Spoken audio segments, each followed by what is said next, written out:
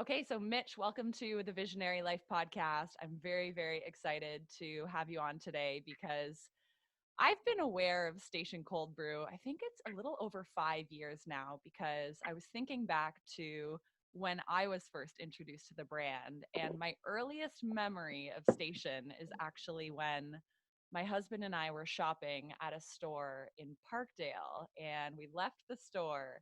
And I remember there being like this really cool, I think it was like one of those bicycle carts or something like that. There was some refrigeration.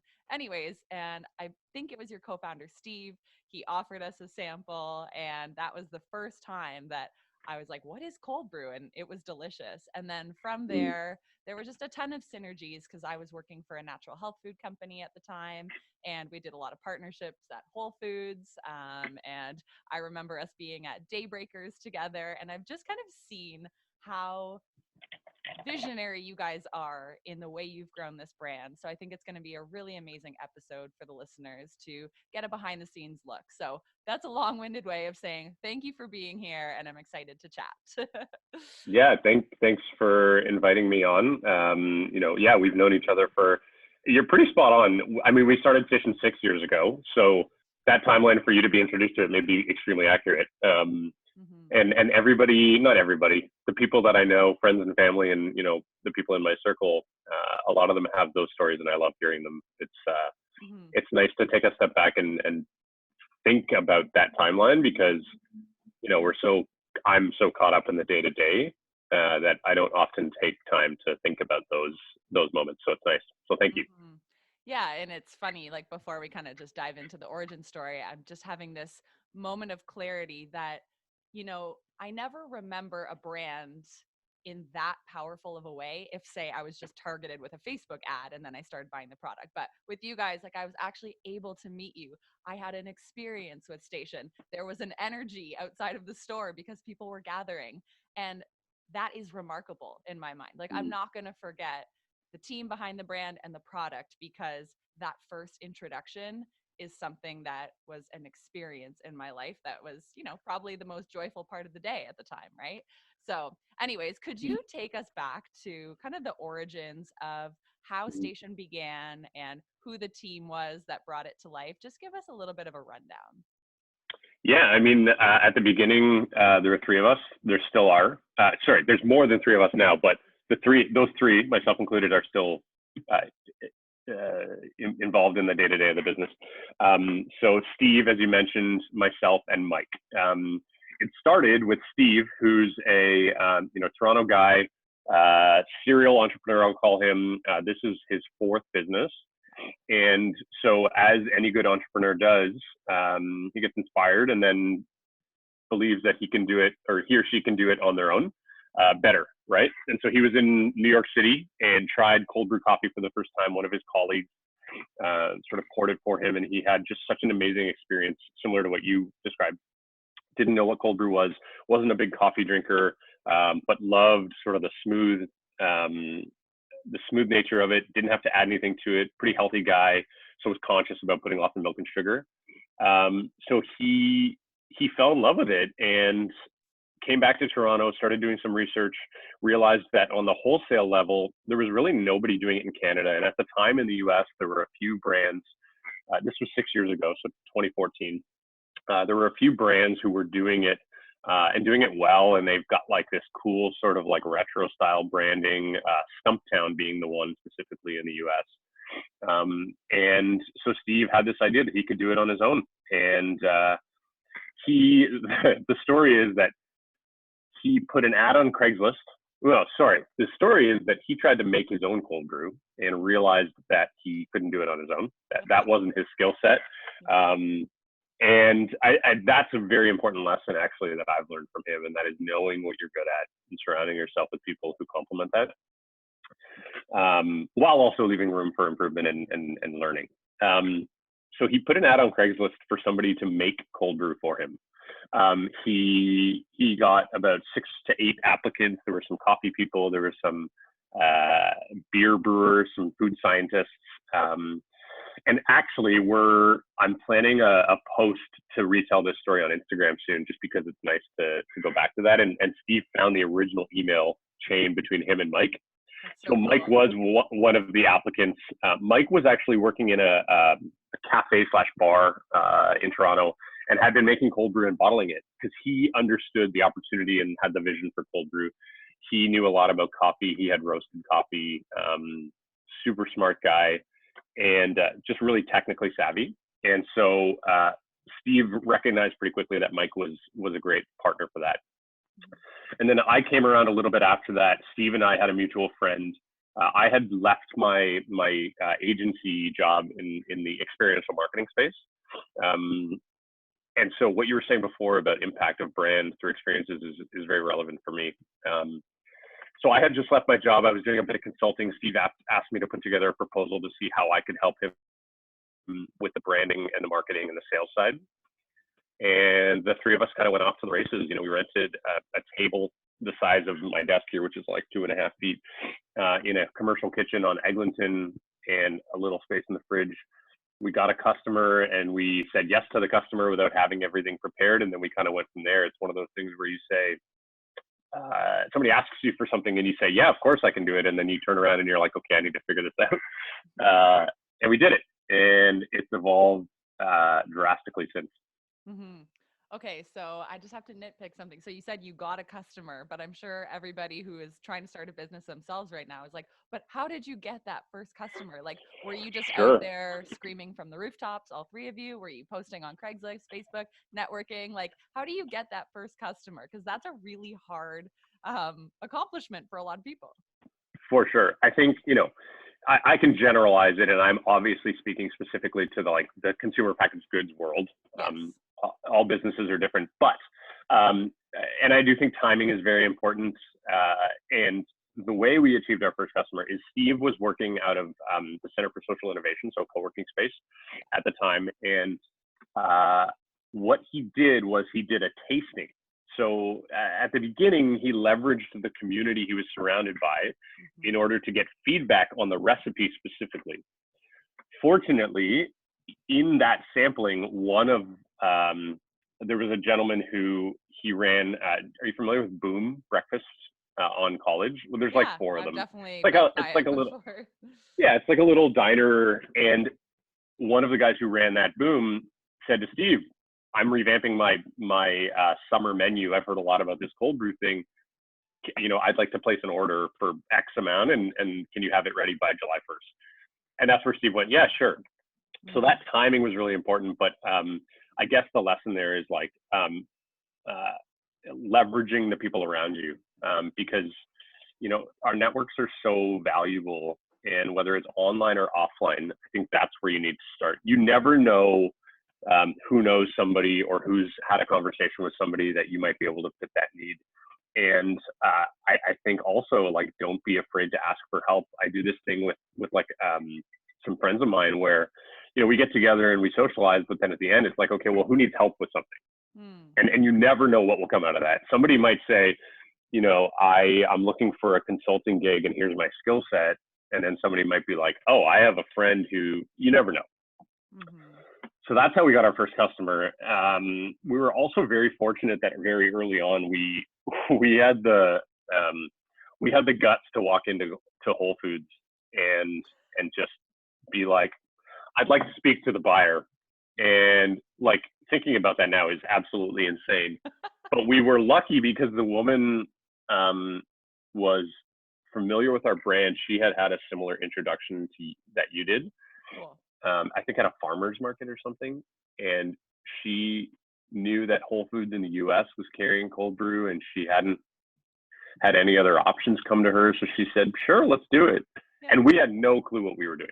No. Like, I mean, I'm not sure I do now, but yeah. we had no clue. Like, our pricing structure was off. We didn't have proper labeling. It was like, we got very lucky for sure. Sometimes ignorance is bliss, right? Like, you just walk in and say, yeah, I would like a meeting. And it's like, nobody else is doing that because they think it has to be like this email chain and then you have to go in for a scheduled pitch. It's like, well, if you didn't know any better, you would just walk in and ask for the person to speak to who brings new brands to the store. So totally. I think, you know, the lesson there for me is like, I I've learned to always play worst case scenario, right? So in your head, if you play Yeah. worst case scenario and you start there, Yeah. I feel very fortunate that I can do that. Um, and that's great. But like in that situation, the worst case scenario is they would say no, and we were Yeah. no worse off than we were if we'd never even spoke to them. So Exactly. the risk reward was much greater. Another point I just want to call out that you said that was super valuable is that really your network is everything, the relationships that you have, right? And just knowing that we're not supposed to do this alone and like silo ourselves in and just be on our laptops all day, like creating a business plan. Like you need to get out there and think about the people you know, because for me, especially in the last like 5, 10 years, I realized like everybody I've met along my journey kind of plays this specific role because there's always some sort of synergy, or if not now, maybe in the future. And so it's just so vital to like get out, meet people, and constantly just be, I don't know, thinking about your network and where you can ask for help rather than feeling like this is a journey that you have to do in isolation. I'm not to Yep. use that word lightly, but Yeah. so, going back to the early days, what would you say are some of the early marketing efforts that you activated where you saw a good return on investment? Because obviously, you weren't just buying like TV commercials or just pumping out Facebook ads. I feel like you guys had a more grassroots experiential strategy. So, what were one or two of those efforts that you're like, that was really good? I'm glad we did that. hmm Yeah, I love this question because there's like a few very important. There's three answers. They're all so. It's so clear to me how much impact they had, and when you start a business from scratch, very bootstrapped, especially one that in a consumer packaged goods category, like it's a very expensive proposition, Mm-hmm. especially when you manufacture, which is a whole other conversation. But with my experience in experiential and understanding the long-term impact of a customer in a face-to-face experience, as you mentioned off the top, is like the quickest, cheapest, easiest, most impactful way to like introduce somebody to your brand. And the idea of a brand is like it's not tangible. Exactly. It isn't your logo. It is all of these things combined, but it's like a feeling you invoke in a customer, right? Like that's what your brand should be, and that creates loyalty, right? And that creates awareness and trust and all of these things, and builds from a place of authenticity. The fact that early on we did a lot of those types of things, pop-ups, farmers markets. We were able to have face-to-face conversations with people. We were able to explain to them what cold brew is, because with a new product like that, you have to. Mm-hmm. They were able to try it, which, we're very proud of the quality of our product, and we've never cut corners. And so as soon as somebody tries it, it's very important. And then they remember that. And Mm-hmm. so the three specific examples I have are, we were fortunate to get a spot at Union Station before they did a big renovation. They held a market out front, and we essentially had like a 6x6,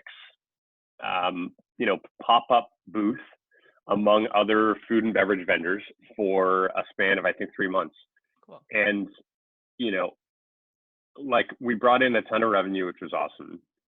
But like I still have people. I love asking people when they first tried stations. Yeah. I still have people who say that was their first experience. Mm-hmm. I met incredible people there that have led to partnerships. It was so impactful. The second was Way Home. Oh yeah. So we were very fortunate. A colleague of mine that I used to work with was working for Republic Live, who ran Way Home. And the first year Way Home happened, we were able to get a spot. And I could not have told, I couldn't have written this script any better myself. And like when I talk about worst case scenario, this was best case scenario, in that like we had no clue what we were doing. Like I had experience with events and planning and running events, but like Yeah. we were doing a million things, and I remember we had like a 45-minute line at one point, Oh my and gosh. we had like friends helping us who we had given tickets to the festival who were like on shifts, and like there was a moment that Mike and Steve and I had during that festival where we said, wow, this is like legit. This is real. We can do something with this. That was cool. And again, like a lot of people still tell me they tried it for the first time or it saved their life at Way Home or whatever. I love that. Um, I mean, I have a theory behind why we were so successful at Way Home, and that is uh, the core demographic going to that festival is like an urban downtown sort of Yeah. like young millennial Hmm. who thinks they know how to be prepared for something like that, like a 3-day camping festival, but they actually don't. So Yeah. after the first 24 hours, they were out of all of their supplies, and then they needed to just use their credit card to buy whatever. And Yeah. in that circumstance, coffee is king. You know, maybe I was up late watching some music, Yeah. wake up in a hot tent. I probably want a cup of coffee, and you don't want it hot; you want it cold. So, Hmm. uh, and then Balance. the third one was a partnership, and partnerships are very important. Hmm. Uh, a partnership with Lululemon. So we've done a bunch of stuff with them over the years. They've been very supportive. They do a lot of local grassroots community type initiatives. And a couple years ago, so this isn't that early, but still pretty early for us, and I think was very impactful. They opened a concept store on Oslington called The Local, and we were actually able to put a cold brew tap in that store. So customers that would come in would get this experience where they could play ping pong and try on clothes and sit on a couch, and they did events, and they were also able to try stations. Hmm. And again, I have a lot of people who I know who that was the first time they were introduced to it. So in terms of impact of marketing efforts early on, like all of those fall in the experiential category, and that face-to-face interaction is something people remember, and I still believe that's a very important piece to the growth of our business and our brand. So cool. I love that you shared all that. And I think that you said it, like partnerships are everything. They're so important because what you guys do best is you make an amazing product and you have, the like the little mighty team who can get it into hands of people. But what you didn't have was the massive audiences, right? So when you partner with an existing festival like Wayhome, a company like Lulu, a community like Lulu or like Mm-hmm. Union Station. They had built the infrastructure for you to be able to come in and just do what you guys do best, which is sampling coffee, right? You're not there trying to like build your own audience. Obviously, that's part of your strategy, but I just think like that's the magic, right? So I'm sure for every success you've had, you've also had some, not so successful marketing strategies and that. Is there anything that almost derailed you guys in the early days, or on just kind of another note, like anything you look back on that you're like, that was a mistake, or does anything come to mind? How much time do you have?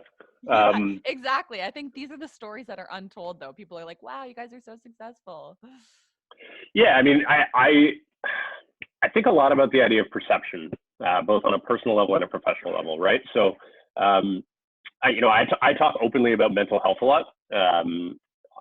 That's like I'm very conscious about that. It's important to me, especially as an entrepreneur, especially as a male. Um, so the idea of perception works both on perception of an individual or a business. You look at a business like ours, and I have friends and family who don't know the details, the behind the scenes, all that sort of stuff, and they're like, "Oh, you guys are doing great. You're in Whole Foods and blah blah blah," but Yeah, that doesn't mean that everything's awesome. vanity It's the same. metrics. Totally, it's the same thing with an individual, right? I might look at you and be like, Kelsey, look at this. She's married. She's got this podcast. She's doing well. So different from when I met you, but like that has nothing to do with what's going on inside or your mental health or whatever. And Nothing. Yeah. that's really, really important to me. So I think the message there is like, don't just assume that everything's awesome. So to go back to your question, I'm not sure on the marketing side necessarily things come to mind, but there's a lot of things that we've been through, and I've felt that oh, the business is over. We're never going to recover from this, blah, blah, blah. Yeah. And the first example is our first sort of like, what we call our brewery was in the Junction Triangle, sort of Lansdowne and DuPont area. I wish we were still there. I love that area That's a and that great community. spot. Yeah. Yeah. There was one night where I had left work and I was at the gym, and it was probably 6:30 or 7 p.m. And I got a call from Steve and Mike, and they said, they actually didn't ask me to come help them. They were like, this happened, which I'll explain. It's like, you can come help if you want. Meanwhile, they proceeded to tell me that, picture like a beer tank, like a large sort of steel vessel. Yeah. And there's like a swinging door lower on it. That door had burst open while we were brewing cold brew, and we had 1,000 liters of liquid and a couple 100 pounds of coffee grounds spew into our brewery. Now, very important to note, most breweries have floor drains built in, so you can wash the tanks and blah, blah, blah. We did not have floor drains in this spot. So we got a call, Mike got a call from our neighbor, and basically said, like, there was a garage door at the front and there was a driveway that was angled down. And he was like, there's liquid, like coffee, spewing out from your garage door. I think you need to fix this. So I went, obviously, and we spent hours and hours and hours and hours squeegeeing. It was a disaster. And I'm a person, I'm very particular. I wouldn't use the term OCD, but I'm very particular. And like, just that, like, I remember how much anxiety I felt. And I remember thinking, like, this is like tens of thousands of dollars worth of liquid. Oh. And, there was a lot that came from that, including like a dispute with our manufacturer. So that was that. And what I remember from it, and the most important piece for me, is like how I internally dealt with it. Yeah. And it wasn't good. I was stressed. I was anxious. I didn't know what was going to happen. Fast forward a year and a half later, we were in our new facility, which is still where we are in Etobicoke, which is about 11 times the size, which is awesome. And we have a walk-in fridge because our product is refrigerated. It's a fresh product because we don't pasteurize or anything. We have a walk-in fridge that is the same size of our old entire brewery, so it's massive.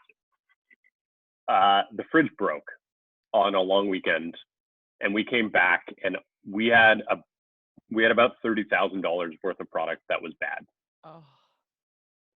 And it was, my immediate reaction personally was like the same as it was for the first instance. It was like, holy shit, what's going to happen? But then I actually had like a dialogue with myself where I was like, remember what happened last time. Everything's fine. And so I was able to deal with it in a much more calm, focused manner where it's like, okay, this happened, let's fix it. And so those are the two like major situations that have happened where we're like, holy cow, what is going to happen? How do we recover from this? From a marketing perspective, there's something that comes to mind actually. 1 year ago, on 4/20, which is also National Cold Brew Day. I didn't make that up.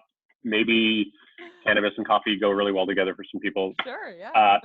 So on 4/20 last year, we sent out a press release of a partnership with a cannabis company that we were working on some CBD beverages. I sent that out, and we didn't have a deal in place at the time. I was very confident in the deal. The deal never went through. And so here we are, and it's a year later, and there's this press release floating in the digital space that is not accurate. We have plans to be in that space eventually, and we're still looking for the right partners. And that was like a huge hit on my ego for sure, because I had been building out this partnership and working on this product, and we still have those things. Those are tangible, but and look, like it felt worse than it was, and it feels worse than it is, but like, whatever. I'm human. I make mistakes. 100%. Things happen. Yep. Yeah. This is the It's all roller good. coaster ride of entrepreneurship, and I think it really does force us to build up that resilience muscle, because if you don't, then you're going to get squashed by this journey, because for Yeah. every success that people see, there's like 5, 10 failures in the background. And I think it's so awesome that you bring to light the um, everything is not as it seems on the surface conversation. And I think this goes Mhm. for anybody, right? Like, even if you're someone who goes to an office every day and puts on a facade, like, it's so important to honor the fact that, like, you cannot just assume things about people based on what you're reading about on their blog or Mhm. hearing about when you're shopping at the grocery store. Like, it's just, we all need to like cut the BS and understand that Yeah. we're all human beings. So yeah, thank you for Agreed. bringing that to light. So why don't you kind of fast forward to where Station is at today? Give us a rundown of your products, where you're focusing your efforts right now, and Mhm. maybe paint a picture of the team that you have today. Sure. Yeah, we've got a team of 12 people. Very fortunate that we've been able to keep it intact with what's going on right now. Yes. Team is very important to us. I care tremendously about the human capital of our team. I believe that if people have the willingness and the drive, that they don't necessarily need a good resume.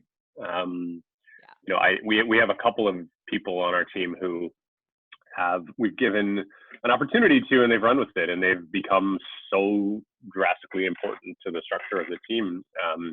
Managing people and having a team is not easy, um, but I think we're doing a really good job. So we are now in a facility that I mentioned before. We call it our brewery. Um, it's about 11,000 square feet. It's in South Etobicoke.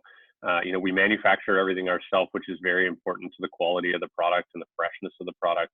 It also comes with a lot of headaches, Yeah. a couple of which I've mentioned. But Mike, does such a good job at running that place. I have the ability to work from wherever I want, essentially. We do have an office attached to it, and as the team is growing, we're building awesome sort of culture and community and morale. Our products are available across the country, which is fantastic. We are in most of the major retailers.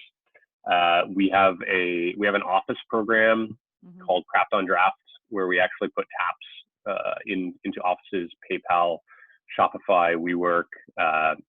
Unfortunately, and I know this is on your list of questions, we're going to get to this sort of the state of the economy right now and how it's impacted us. But that is the one thing that's really taken a dive for us is food service, which includes office. And as you can imagine, our revenue stream is basically at zero. Yeah. I think the most exciting thing is that we've evolved, and on our new packaging, our logo doesn't say cold brew coffee in it anymore.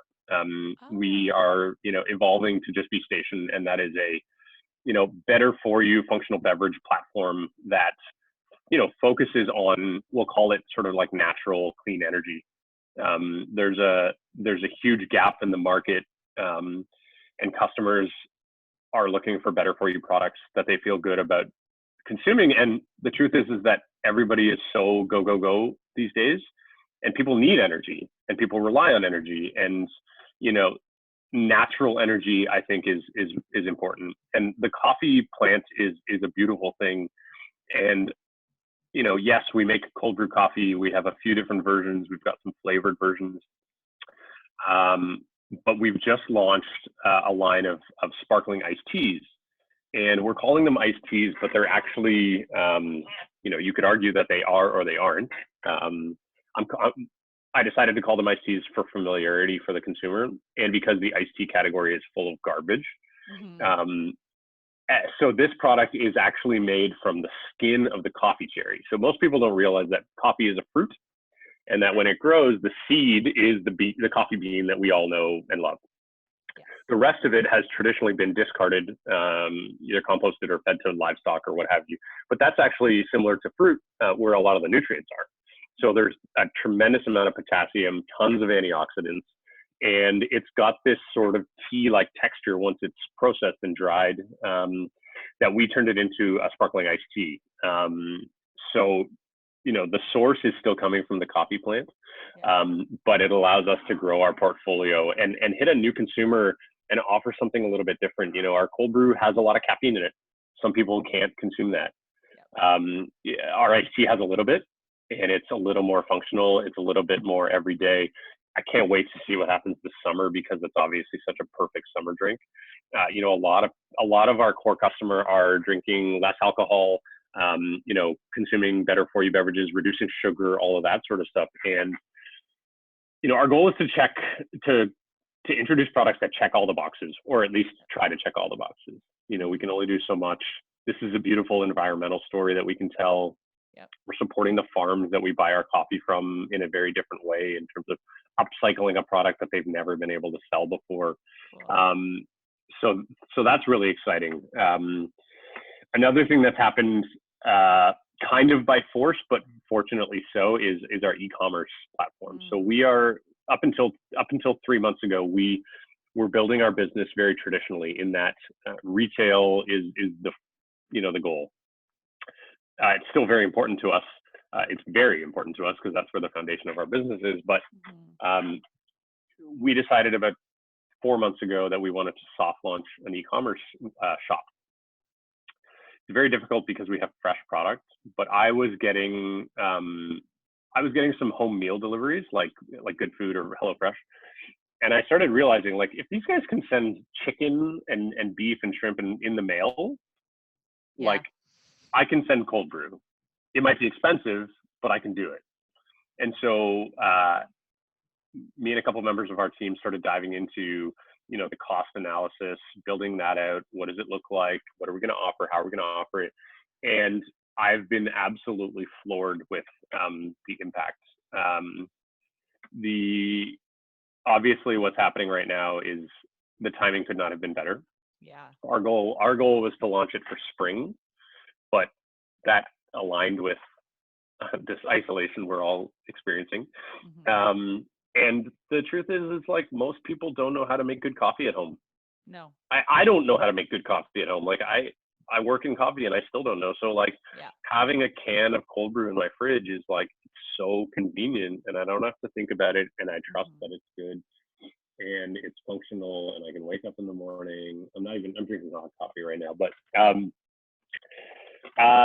so the e-commerce thing has been really, really exciting. And what's also exciting, it's a bit addictive in that, like, you can see what's happening in real time. You can make adjustments. You can try new things. You can adjust pricing. You can offer deals. You can create new partnerships. You can, you know, all of a sudden digital advertising becomes a very different story for us. You know, when we weren't selling anything online, I could put up an Instagram ad and kind of like educate people, but I have no way of understanding the return on that. Now, totally different story. Yep. And it's quickly become sort of this new conversation daily with our team about like what's happening. And you know, it's still pretty small, but it's growing very quickly. And I'm really excited about that. And in addition to that, what we've done is for the last 32 days, we actually introduced a program called 1 for 1, where for every case sold on our website, we're donating a case. You know, we're still a small business and we can't do that much, and I don't have money. This is the best way we can support.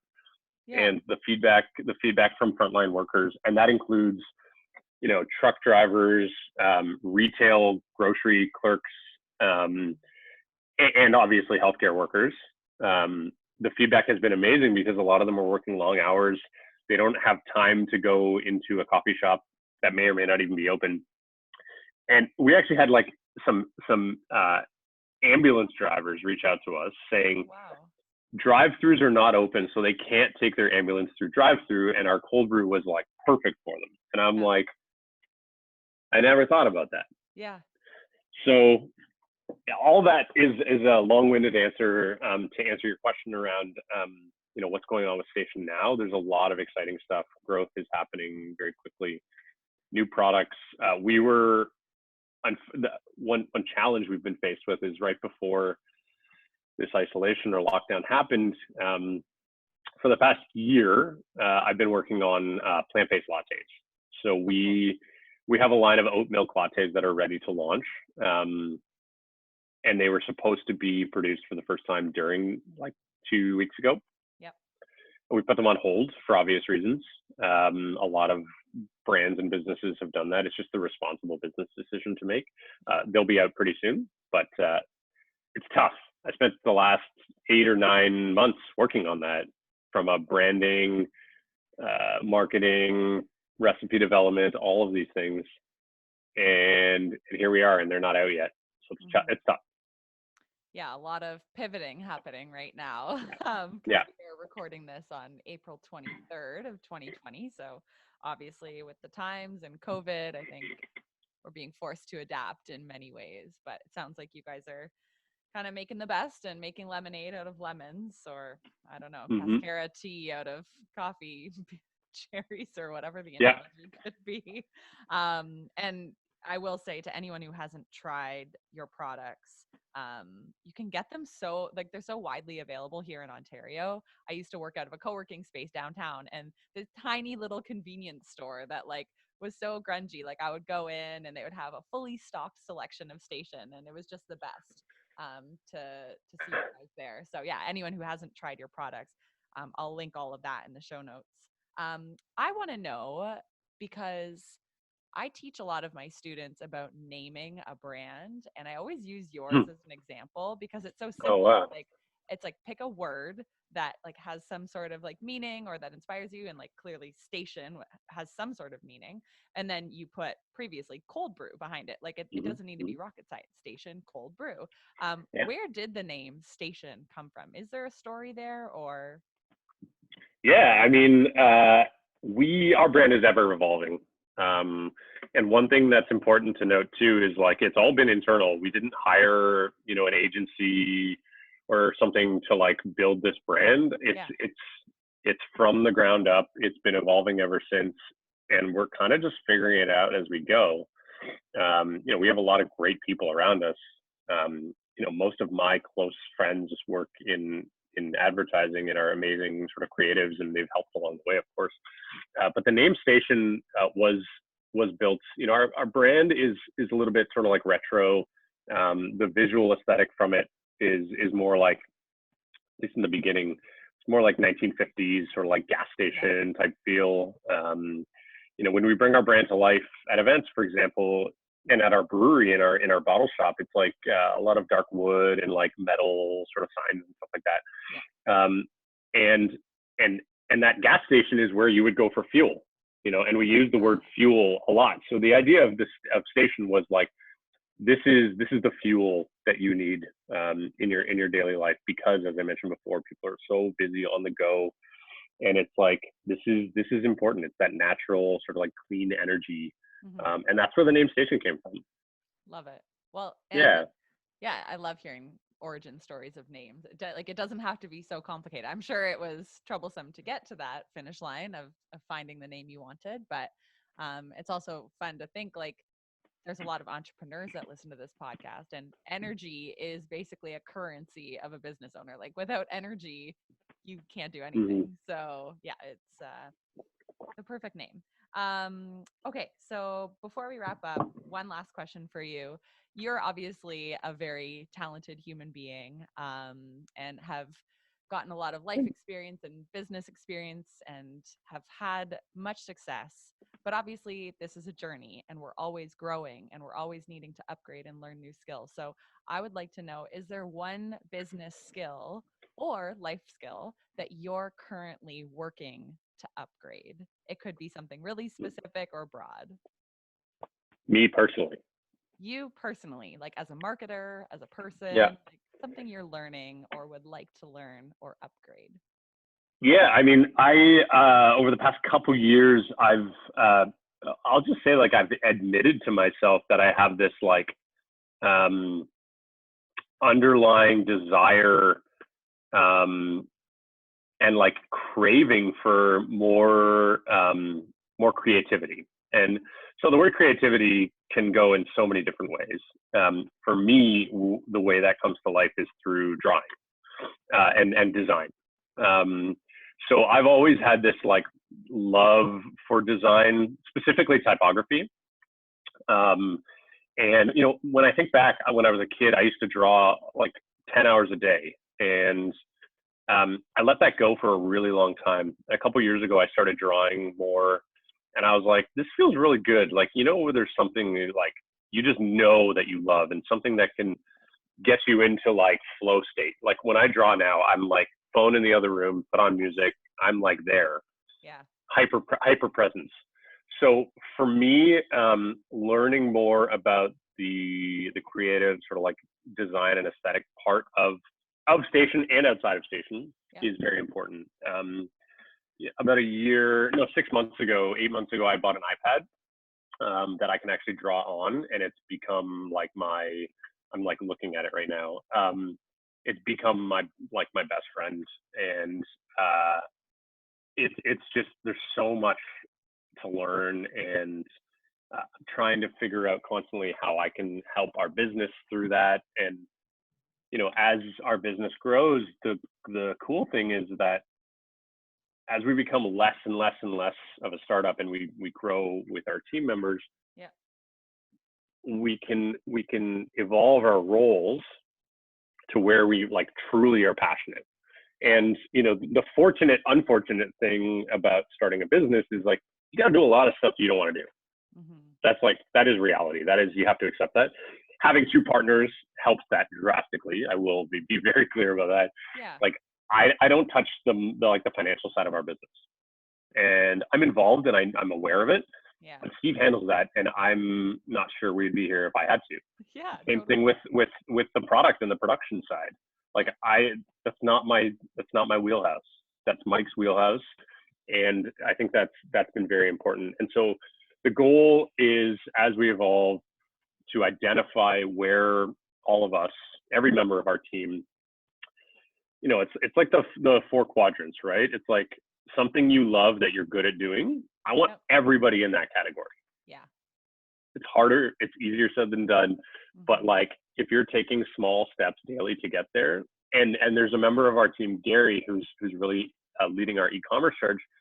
He identified a couple months ago that like digital marketing and e-commerce is something he like wants to learn about, and he's taking the time to educate himself, and it's proving to be extremely valuable for him, for the business, for everybody. So yeah, for me, it's like design, drawing, typography, that type of stuff is where I'm at. That's cool. And I think like not only is that an amazing personal endeavor, but you could also use that because as marketers and as, entrepreneurial spirits, we sometimes try to talk out our ideas, but people don't get it. But if you can draw it into a model and a visual, it often becomes a lot more clear. So maybe there's an opportunity there. And one way that I've learned to work with our designer, because I don't do our design work for Station. We have a freelance designer who's been with us since the beginning, and she's amazing. But more often than not, I will draw something, sort of like what my vision is in my head, and I'll give it to her, and we'll sort of like go back and forth. And that's sort of how I do my art direction. And that is everything from an Instagram post to a label. Like the label of our product has evolved so much over time, and she's been great to work with to sort of bring my ideas to life, which is awesome. That's awesome. Well, I could probably chat with you all day, but I'm going to wrap this up here. It's been so cool to hear the history. You've walked us down memory lane with Station. You've given us amazing tips on partnerships and how to really build the foundation of a marketing strategy. And I know we all want to go out and support Station, especially during this time. So what's the best way for people to support you guys right now, and where can we find out more? Yeah, I mean, follow us on Instagram. That's the best place for news and updates and all that fun stuff. We try to have a healthy balance of fun and seriousness on our Instagram page. We just launched a TikTok page also. Amazing. I am not on it. I'm watching the videos. LJ, who runs our social media, is awesome, and she's becoming super creative on that space. So if you're on TikTok, definitely check it out. There's some fun stuff.